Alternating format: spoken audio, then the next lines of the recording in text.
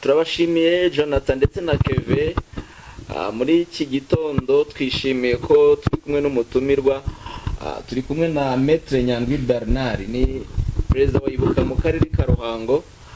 Muri iki gitondo rero twagize gahunda yo kuganira ku myiteguro ihari imbere, imyiteguro yo kwibuka jenoside yakorewe abatutsi mu 1994 ku nshuro ya 31. Turi kugenda tureba rero aho imyiteguro igeze, bimeze bite muri aka karere ka Ruhango. Ni akarere kabayemo jenoside nk'uko n'ahandi yagiye haba mu gihugu, ariko ko kakagira n'imyihariko, tuzi ko ni akarere harimo mu mayaga, igice cy'amayaga harimo abarundi bakoze jenoside ariko kugeza na n'ubu batarafatwa. None kindi hakabamo ubu navuga ko mu gihugu aka karere kari ku mwanya wa 4 mu kuba mu tundi turere dufite ingengabitekerezo iri hejuru. Rero turi kumwe na Maître Nyandwi Bernard, utubwira imyiteguro igeze he ijyanye no kwibuka jenoside yakorewe abatutsi mu 1994 ku nshuro ya 31. Bimeze bite noneho? Ese kuki ingengabitekerezo ya jenoside yiyongereye muri aka karere? Biri guterwa n'iki? Ubutumwa muha abantu muri iki gitondo abadukurikiye kuri televiziyo ya BTN TV rwaye ikaze. murakoze cyane Mahoro Samson.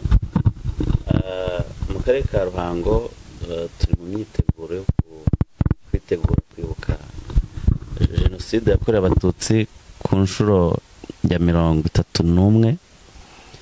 Akarere ka Ruhango rero nk'uko mubizi dufite imirenge 9, kagizwe n'imirenge 9, hanyuma tukagira inzibutso z'akarere 4, urwibutso rwa Kinazi Ntongwe ku Mayaga, hanyuma tukagira urwibutso rwa Mayunzwe n'Imbuye, tukagira urwibutso rwa Ruhango ndetse n'urwa Kabagari. Imyiteguro rero imeze neza, inzibutso zarasukuwe, nta kibazo uyu munsi dufite kidasanzwe, ndetse tuniteguye ko bizagenda neza. Abanyarwanda twibuka abacu twabuze mu gihe cyari gikomeye, igihe habaga jenoside yakorewe abatutsi mu 1994. Ariko nk'uko wari ubivuze, jenoside yarabaye mu gihugu hose, ariko mu karere ka Ruhango buriya hagiye hari ahantu hari umwihariko. Nka zone y'amayaga buriya habaye jenoside ikomeye, kubera ko hari harimo na sapoti y'abarundi bari bazanywe na leta ibashyira hariya kugira ngo bahabe bahakambitse, ariko bafite umugambi wo kugira ngo bazabafashe gushyira mu bikorwa ibyo bari barateguye byo gutsemba abatutsi. Zone rero dufite nanone igaragaramo ingengabitekerezo yanazamuye wenda akarere ka Ruhango mu bijyanye n'ingengabitekerezo, ni zone igizwe n'imirenge ya Kabagari, Mwendo na Kinihira, ndetse hanubatswe n'urwibutso rwa Kabagari. Uyu munsi muri nzibutso 4 dufite z'akarere, niho rero hatangiriye ingengabitekerezo ya jenoside mu Rwanda, kuko nicyo gicumbi. Uyu munsi rero dufite ubuyobozi bwiza bwagiye bwigisha abanyarwanda ubumwe n'ubwiyunge n'ubudaheranwa, bwigisha abanyarwanda kongera bakabana neza. Ariko icyabizamuye cyane nuko kiriya gice tubizi neza ko kiri hejuru, ariko uyu munsi dufite icyizere ko ababigizemo uruhare, kuko dufite ubuyobozi twizeye ubutabera bw'igihugu cyacu, barafashwe uyu munsi bari kubibazwa, ndetse harimo no kuganirizwa mu buryo tubona ko bizahinduka. Muri studio ngira ngo muri kutwumva, urumva ko nimba akarere ka Ruhango kari ku mwanya wa 4 ku rwego rw'igihugu kuba kafite ingengabitekerezo iri hejuru, urumva biracyarimo ikibazo. Ariko umuyobozi akatubwira ko baticaye ubusa ndetse bari kwigisha kugira ngo ingengabitekerezo ya jenoside icike burundu. Sinzi nimba namwe hari ibibazo mwamubaza muri studio.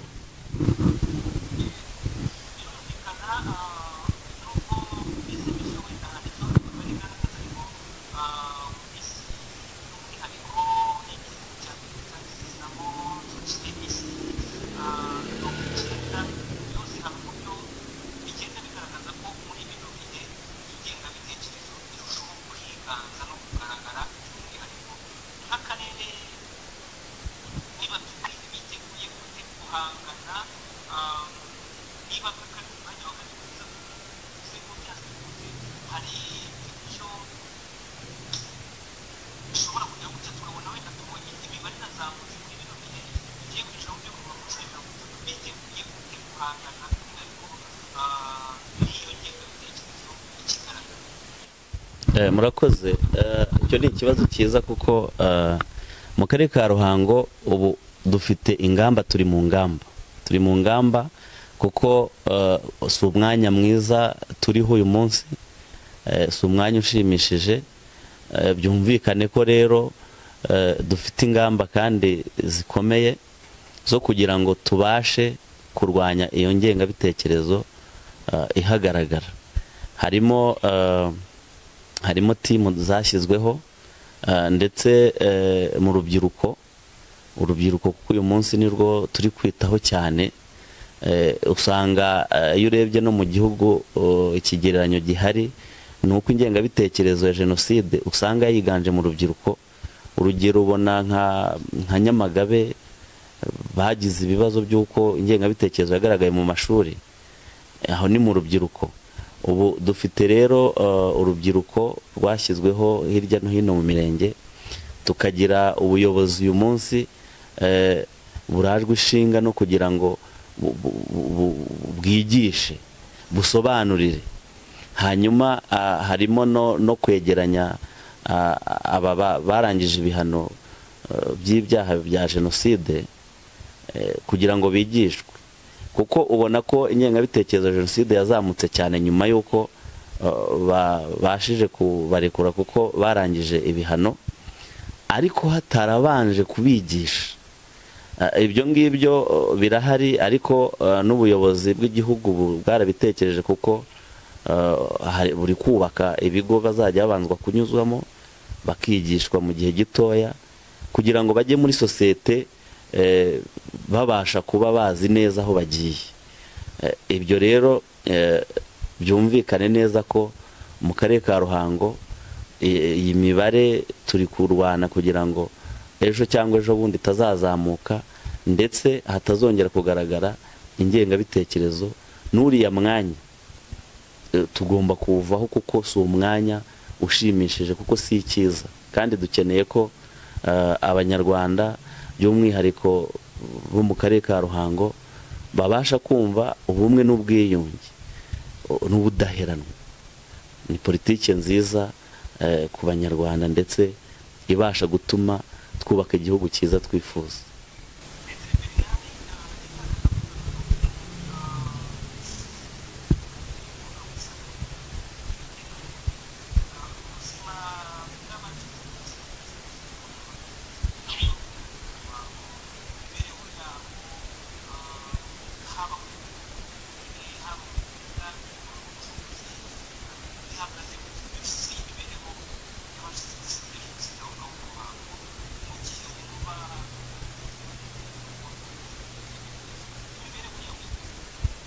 Murakoze cyane.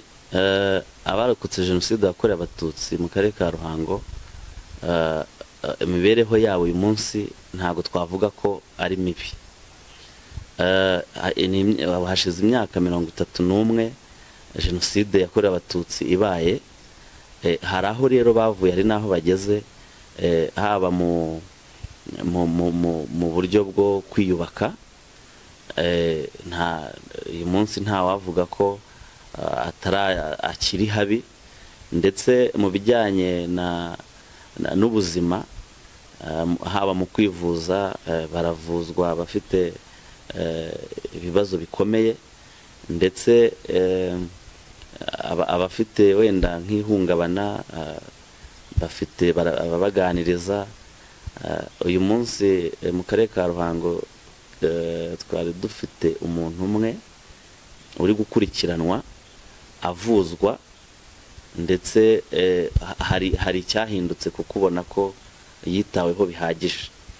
Ikijyanye rero wenda na muri rusange mu gihugu, bigaragara ko mu gihugu abarokotse jenoside yakorewe abatutsi, kubera ko ubuyobozi bwiza bw'igihugu cyacu bwashyizeho politike nziza yo kubitaho muri segiteri zitandukanye, ndetse uyu munsi hakaba hariho na politiki y'ubumwe n'ubwiyunge, byarabubatse cyane kuko bibona nk'abanyarwanda, bibona nk'abatari bonyine. Ni ukuvuga ngo babona ko nyine ari abanyarwanda, kandi bakaba ari abanyarwanda bafite icyerekezo kimwe nk'abandi, kuko iyi myaka 31 ishize nta hantu bigeze bahezwa, haba mu mashuri, haba mu kazi nk'uko byabaga mbere. Bigaragara ko rero ubu warokotse jenoside yakorewe abatutsi ameze neza, ni umunyarwanda uhamye uyu munsi mu karere ka Ruhango.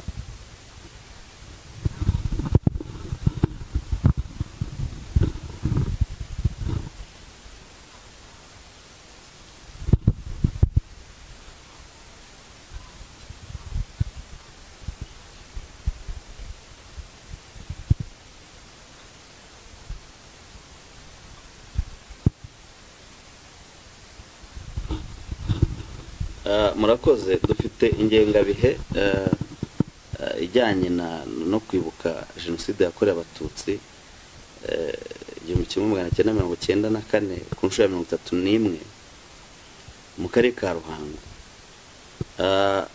Ku itariki nk'uko bisanzwe 7 z'ukwezi kwa 4, murabizi ko dutangira icyumweru cyo kwibuka cy'icyunamo, hanyuma kizatangirira mu karere ka Ruhango ku rwibutso rwa Kabagari, ari naho dufokasinga cyane kubera ari nk'uruganda rw'ingengabitekerezo mu Rwanda.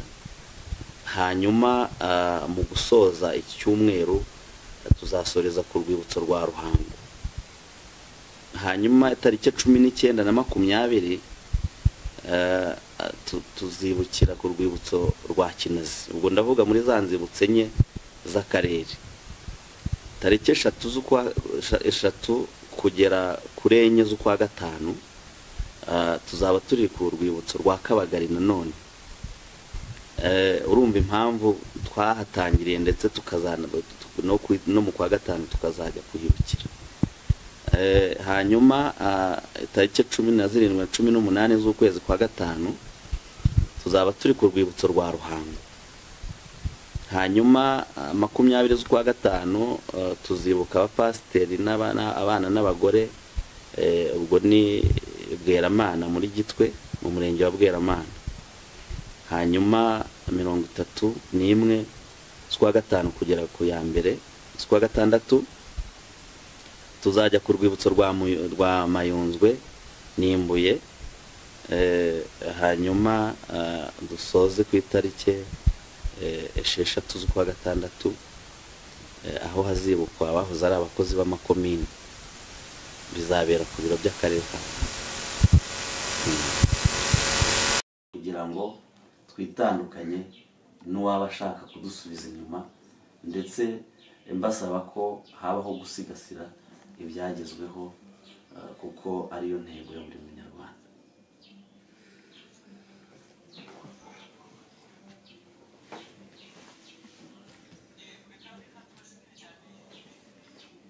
Murakoze cyane.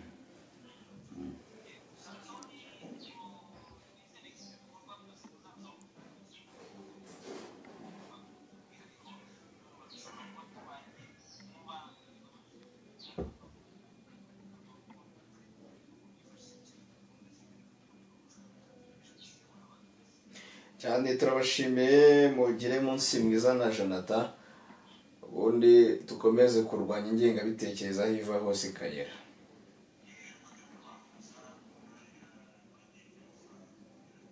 Yego hose turagerayo cyane. Yabarama Valence rwose turamutashya. Yego. Sawa sawa.